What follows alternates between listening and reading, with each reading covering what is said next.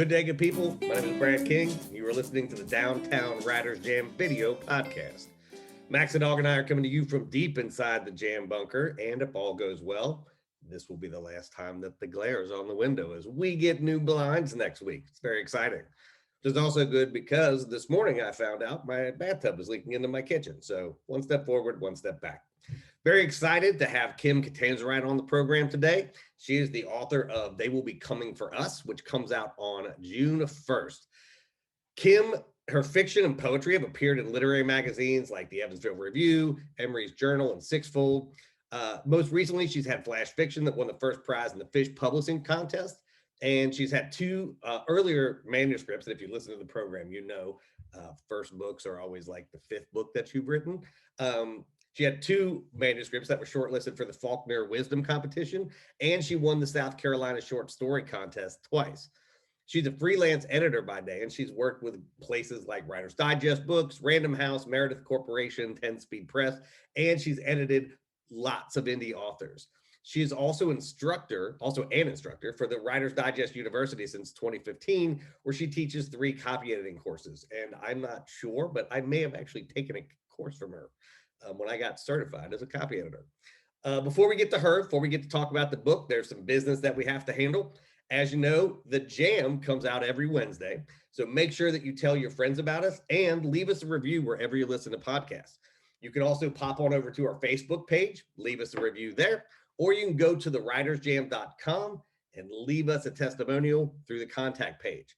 Bunch of stuff you can do while you're at the site. You can check out this video podcast series, which comes out basically every Monday and Friday, although don't hold me to that. You can buy any books of the people who've been on the program by clicking on our bookshop link. You can check out book reviews of people who've been on the program. You can sign up for our monthly newsletter, and you can support the entire Solid Listen podcast network by clicking on that Patreon button. And for just a couple bucks a month, you get free episodes, commercial-free episodes, special happy hours, bonus content from everybody on the network, all kinds of good stuff, just a couple bucks. Now, it's been a morning. Like I said, I bought this house. I love the house. I love the library. If you're watching, you can see it. If you aren't watching, you've heard me talk about it. And this has been my solace, like in this sort of madness of the pandemic, getting this place and having a little room to call my own, so to speak, has been something that has given me a great amount of comfort. It's helped my anxiety. The downside of that, if you own a house, you know, there's always something wrong. So as I get these things finished and I think, oh, okay, I get to take a break from everything, then this other thing happens. And one of the really fascinating things is finding out like what people will and won't fix.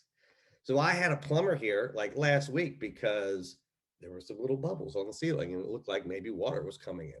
And they went in and they said, okay, it's not really a big deal. It's not leaking that bad. You have to caulk your bathtub. And I said, okay, great. When will you do that? And they were like, yeah, we don't caulk. We can't get insured for that because if we don't do it right and something happens, the insurance companies didn't want to pay for it anymore. So like, we just don't offer it. Literally a plumber whose job is to make sure things don't leak was like, yeah, there's a leak, but you're going to have to go fix it.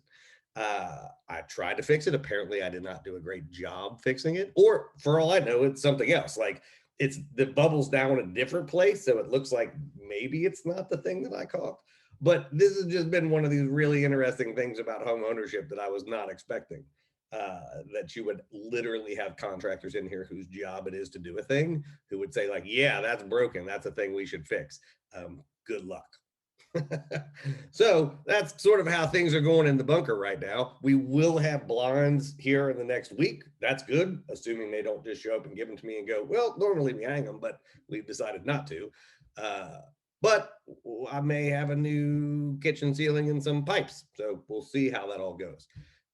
But that's all what's happening here. I'm really excited for you to hear my conversation with Kim today because it's way more relaxing than pipes bursting in your house. I really appreciate you guys stopping by the bunker, hang out with Max and I for just a little bit. I hope your day is going well. I hope that all of your pipes are not leaking. I hope you're taking care of yourself. Hope you're taking care of each other. And I hope that you will sit back and enjoy my conversation with Kim. So the book is about, the protagonist is Svetlana Peterman. She is a Russian adoptee who was adopted along with her sister Helena, who's not blood related to her, by American humanitarians who purposely adopted two teenagers because they wanted to keep them from aging out of the orphanage system and ending up on the streets. So they live in a small town in Pennsylvania, and the town is known for just one thing, and that is a UFO sighting that happened in the 1960s. Is this real? And this is somewhat based on reality a little bit. That's okay. That's good enough, because I live in Pennsylvania, so I'm like, well, I need to go to this town, clearly. Yeah. Well, there is a town. Well, anyway, let me just, okay. So anyway, each summer they have a UFO festival, and people come from miles around dressed as their favorite aliens.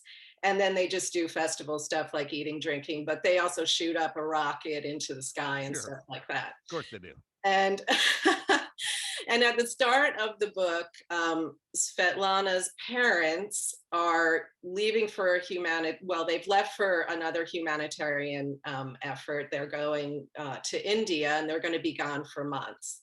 And Helena comes to her and says, I'm going back to Russia. I never fit in America, and I don't like it. And Svetlana thinks she's crazy because she loves it and she never wants to go back to Russia. So she doesn't really take her seriously because they're taking college courses and they work at an ice cream shop to make money. And she just doesn't think that Helena has the money to travel home and then find a place to live, because she'll totally be on her own. But the next morning she wakes up and Helena is gone. And she didn't even say goodbye, she just left. And Svetlana goes to work at the ice cream shop, and it's the day of the UFO festival, and it's very busy and crowded, and she is distraught. She's just a mess. And she opens the store up, and this guy walks in that she met a couple of days before, and his name is Andrew Jovian, and he's an astronomer. He just graduated grad school, and he sees the situation and he tells her, well, it's going to be super busy today. I can work with you if you want. So he ends up working with her all day. They go out to dinner that night. They quickly fall in love, and in a few months they get married. And Svetlana is very happy because she's married and she has a new family, except that the family is very strange. And she chalks it up to the fact that they are wealthy and pretty eccentric. Mm-hmm. And they are preoccupied, of course, with the night sky because they own the company Starbright International, which is an aerospace company that sometimes does projects with NASA. Of course they do. Yes. So they're preoccupied with the night sky, and they're preoccupied with family lineage. And now she's part of the family, so they're preoccupied with her. And they're strange in the way that they're just like always around her. They always want to know what she's doing. They're always calling her and saying, let's go for coffee. And meanwhile, she's trying to get a job. And it seems like they're trying to push her away from getting a job. And Andrew has an uncle that like says weird things and seems to be able to read her mind sometimes. And the mother, who's very stern and intimidating, basically tells her, family lineage is of the utmost importance in my family, and you are expected to do your duty and extend the family line, which really is not something you should say to a woman these days at all. And so at first, Svetlana takes it as just rudeness and annoyance. But soon she realizes that it goes much deeper than that, and that she's at the center of it. And thus kicks off the story about what is going on in her life. Exactly. So is this your first book? This is my first book that I'm getting published. I've Sure. written many other books. One of the jokes on the show is always like, it takes 10 years to write your first book. And it's always like the 5th book you've written. I think it was my 6th. Yeah. I think it was my 6th. Yeah. And I probably wouldn't even have decided to publish it, except that I actually think there's a market for this one. And in the past, I never felt the confidence that the others had a market. Okay, so we're gonna delve into this because you got a really like you're an editor, like you've been editing for, That's right. I mean, for Years. a long time. Yeah, A like long time. Yeah, we don't do math on this program, but like Good. more than a year. Yeah, like, you've been editing for more than a year, and like you've done books and things like that, right? Oh yeah, I edit. Well, I started editing a long time ago for Better Homes and Gardens, and I was doing all nonfiction. Mm-hmm. And then I started editing for Writer's Digest and doing all these writing craft books, which I loved because I was learning all the time when I was working, you know, so it was great. I got the Writer's Digest personal essay book somewhere on one of these shelves. Okay, well, there you go. Everybody. I love those books. Yeah, I'm sure everyone has at least one. There's millions of them. Yeah. And then I, as I got into it more and more, I started working with like independent authors, and also I just started getting more fiction just over the years, and I realized at some point that I have a very good handle on developmental editing, just like comes naturally to me. I probably because I'm a writer myself and I've been, you know, studying the craft and everything for so long. But yeah, I work with a lot of authors. Did you come to writing first? Yes. So you were a writer first and then moved into editing, like? I wanted to be a writer, and I wanted to have a job that would help me practice my writing, and I thought I'll be an editor. It's such an like I talk about this on the show all the time, like writing and editing, like I think if you're external to this career, you're like, well, they go hand in hand. They're completely different skill sets that require a different mind. Like as an editor, yes, you have to think not what would I do, but like what are they trying to do? What is the voice that they have? Like where are they going? Like and helping them discover themselves. Like it's not just going in and correcting, like, well, this is wrong. Right. Exactly. You have to really just have like a sense of what they were trying to do. Yeah. And then like a lot of it is just giving like tips, like, okay, I read this paragraph and you lost me. You've got to, what is your main point or whatever. It's just like people can't see it themselves, and you're the one that's telling them where they've gone astray. Yeah. And like over the years, I've learned, like, I wanted to be a writer. Like I was a professional writer. Like I got some books, but like I've realized my strength is actually in editing. Like I'm a much better editor.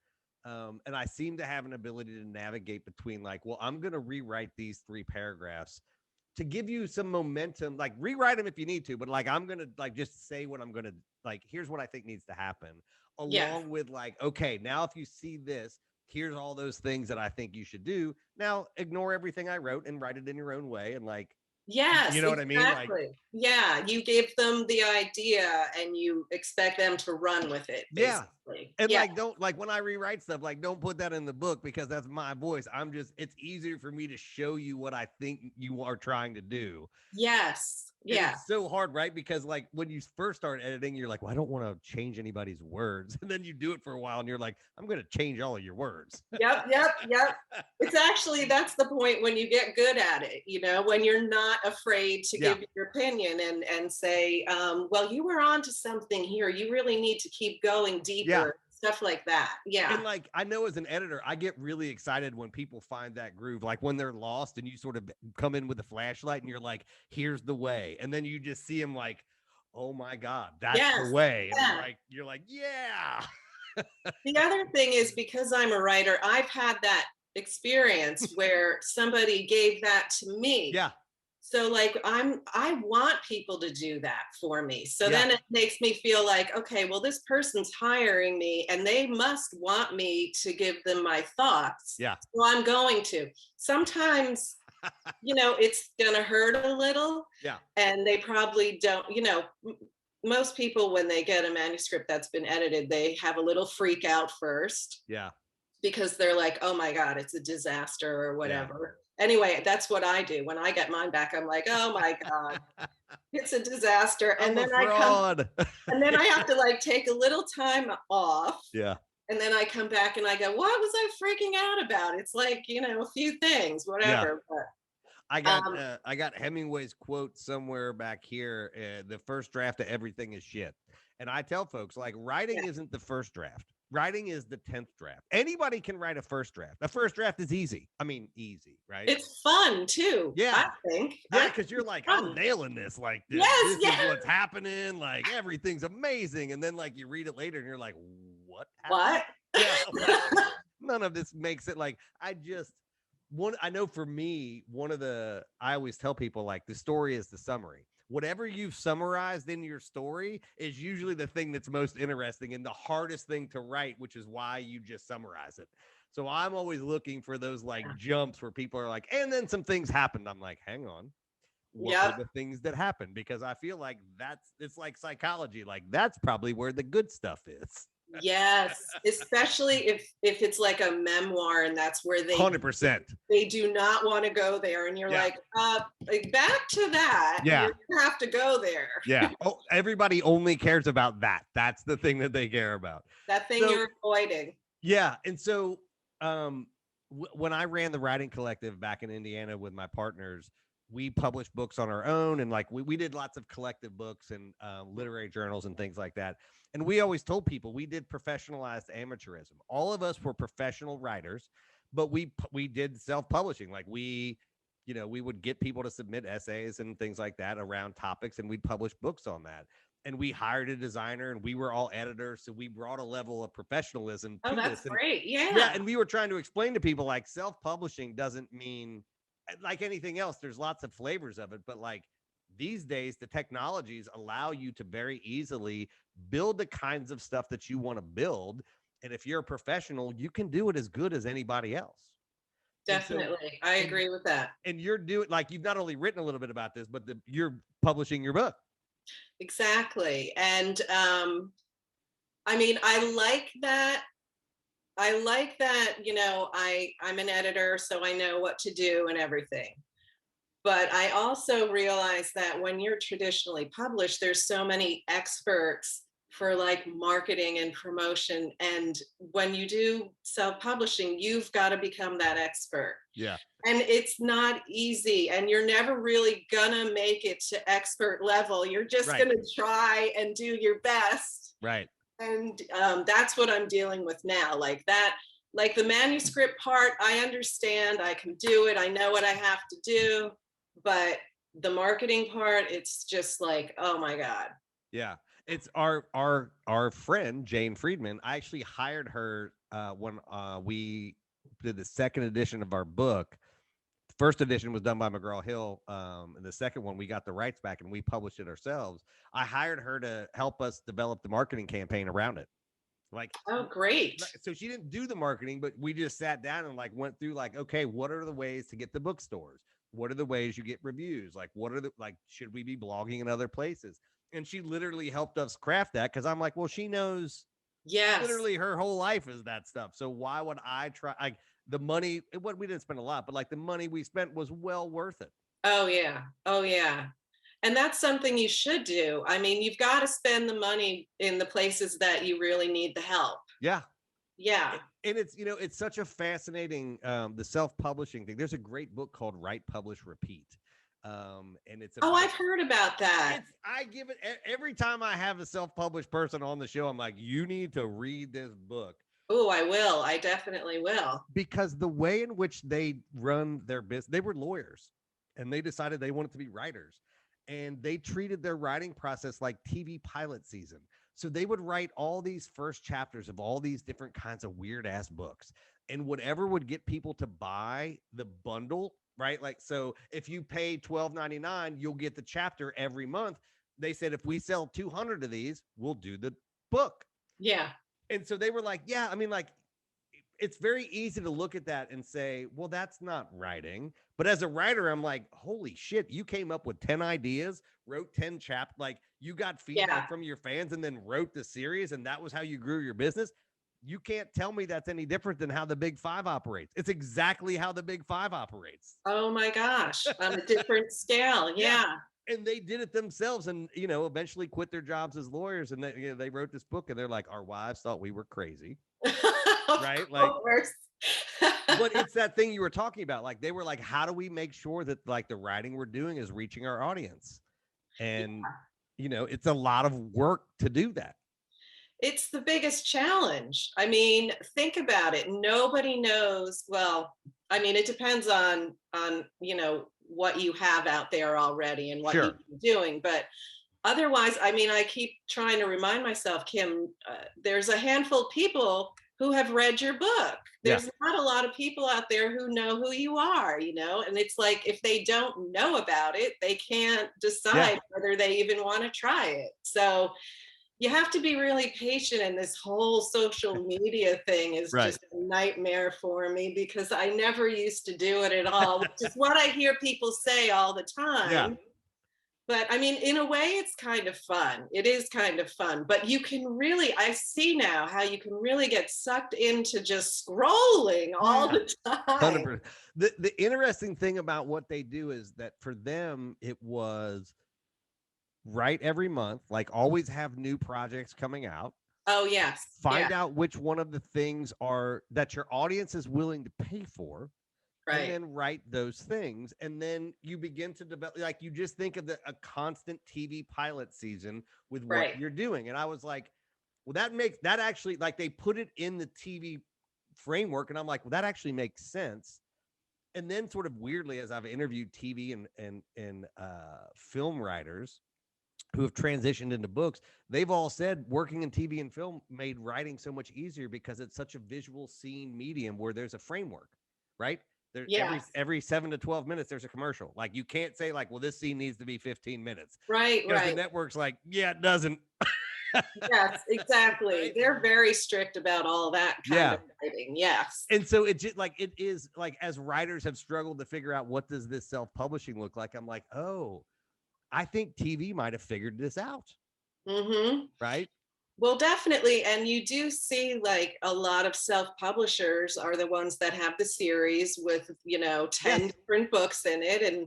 And somebody discovers book one and if they're hooked for 10 books. I mean, it makes a lot of sense. Yeah. Or they get book 7 and they're like, holy shit, there's 6 books before this. Like, that's amazing. I'm going to go back and read all of those. Exactly. And I mean, that's what they say now. The best thing you can do to advertise your book is to write another one and have that one come out. Yeah. So it's like you really just have to keep writing and writing. And as you said, this is your 6th book and this is the first one you're publishing. Like, you literally already have a back catalog. Yeah.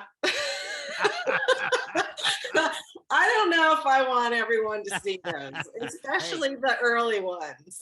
This is what I always tell writers. If somebody will pay for it, let them see it. Okay.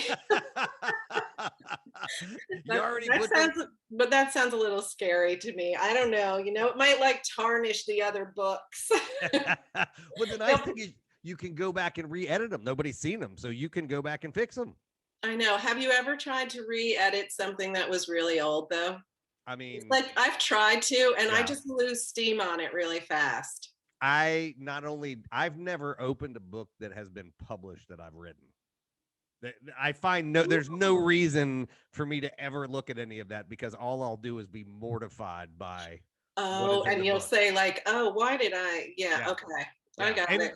Anytime somebody like, it's been a while since our last book came out, but for a while, like when people would talk about the book, I was always like, yeah, this makes me wildly uncomfortable.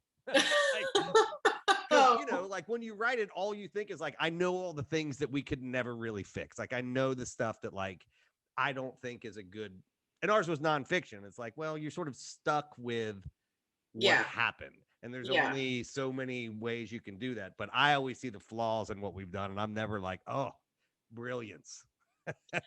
You need to think of it as something that went through you and it's not really yours anymore. It's like out there now. Oh, 100%. Like I tell Yeah. people all the time, I don't care what readers think because there's a difference between the art of what you make and the product that exists, which is Yeah. another reason I don't open it. What I'm always most interested in is whether somebody likes something or not. I'm interested in what happened in their lives that made them interact with that thing in that way and have that feeling. Like, what is Oh, their story? Because yeah. to me, literature is a conduit for a conversation.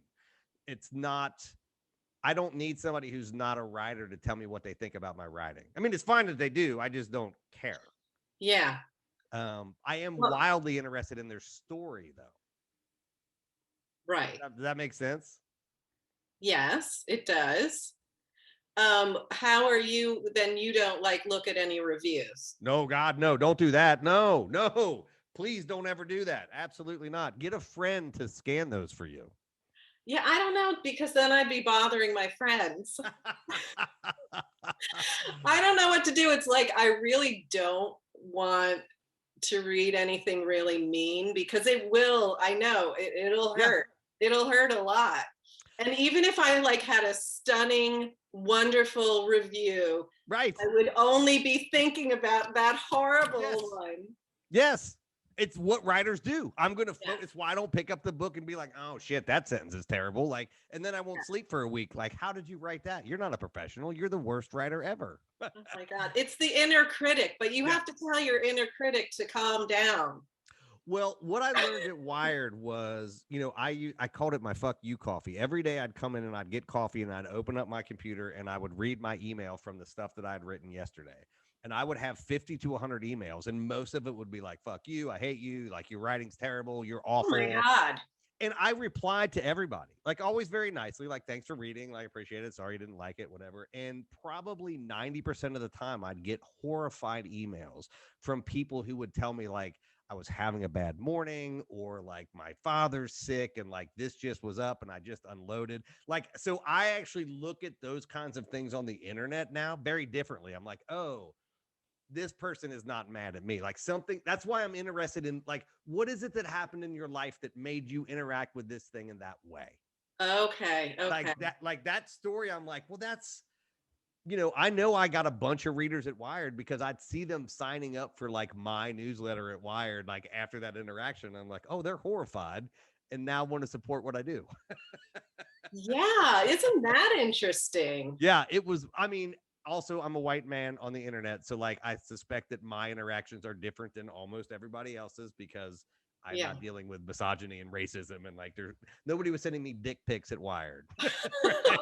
Thank goodness, Yeah. right?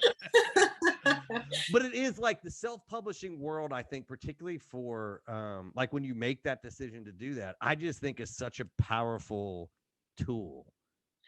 It is. And you feel so helpless when it's like you go from, most people try to get an agent first. They don't just usually, I mean, most people don't usually say, okay, I'm just going to self-publish Yeah. immediately. They're like, I want to try to get traditionally published.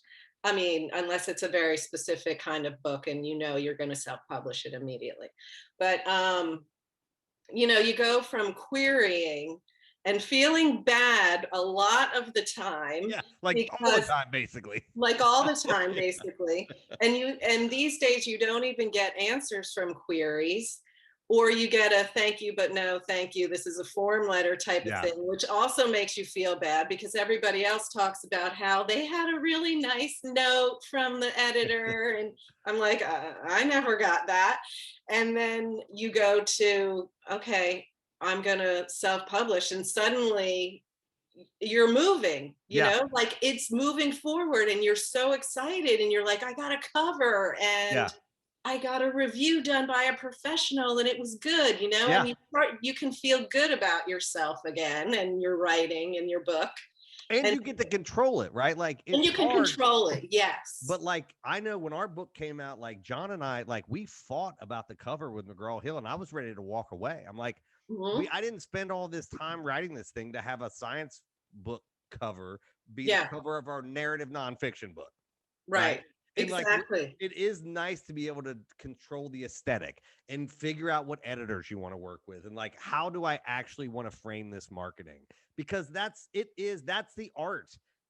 Like it's nice if people buy the book, but also you want them to buy it because of your vision, not because Yes. they got sold a bill.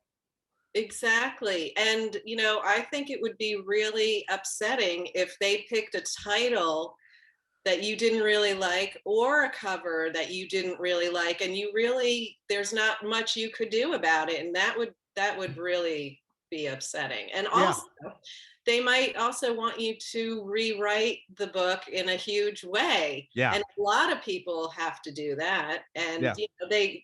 it's still their writing and everything, which is great, but they have a lot of influence on the writers and tell them what to do. Yeah. And it's, it is, I think self-publishing and like indie publishing and small presses are really great when you're sort of, and I don't know if they will be coming for us as cross genre, but like, It is. like it must be, right? Like, because I feel like most people that end up in that realm are like, well, these are three things that go together. And like the big Yep. five are like, we are not designed to do sci-fi horror rom-com. And you're like, not that that's what yours is, but it's like, Right.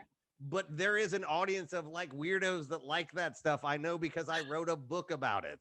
Right. Like, and I didn't just do it to do it. Like I did it because I've seen other people do this. Yes, because they want to know, like when you have an idea, they want to know how they're going to sell it and they want to know right away. And that's what the agent is looking for too. Yeah. So that's why you have to know like really strongly what you've got and what you're going to label it. Yeah. So that you can sell it. You're the first one to sell it, to the agent. And then Yeah. the agent can say, oh, I can do this with this, or somebody would love this. This editor that I know would love this, and then they sell the idea to the editor. Yeah. It has to fit in the category.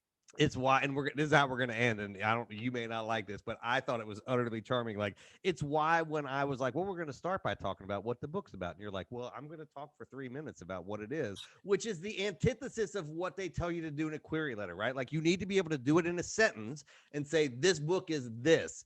And my response to you was like, yeah, great. Like, yeah, like, because there's not one way to talk about books, right? Like we could probably sit down and come up with a marketing thing, but that's not for you what the book is about. And like, right. The people that feel that are like, oh, well, shit. Yeah. I want to read that. Like, yeah, that sounds amazing.